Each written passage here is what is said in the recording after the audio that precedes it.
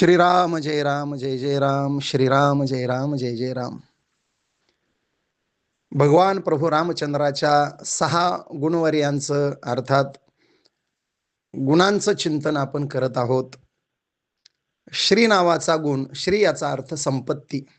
संपत्ती नावाचा गुण प्रभूकडे किती आहे याबद्दल फार विस्तार करण्यापेक्षा, जसं क्षीरसागरामध्ये नारायणाची सेवा करण्याकरता लक्ष्मी आहे, ज्ञानेश्वरीमध्ये ज्ञानेश्वर महाराजांनी फार गोड वर्णन केलंय.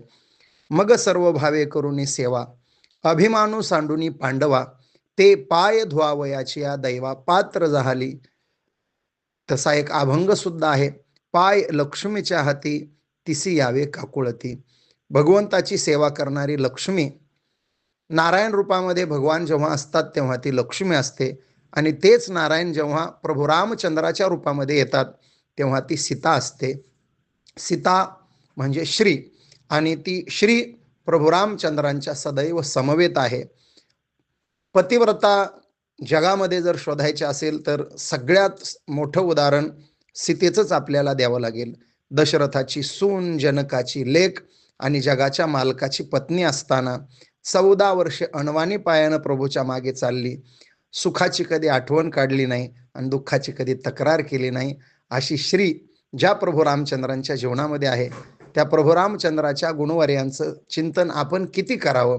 अशा श्रीयुक्त असलेल्या प्रभू रामचंद्रांच्या लीला शांती ब्रह्मसंत श्रेष्ठ श्री एकनाथ महाराजांनी भावार्थ रामायणामध्ये ओवीबद्ध पद्धतीने सुंदर वर्णन केले आहेत. त्या ऐकण्याचं सौभाग्य आपल्याला लाभतं आहे.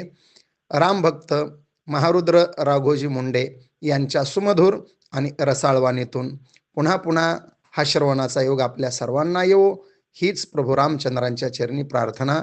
श्रीराम जय राम जय जय राम.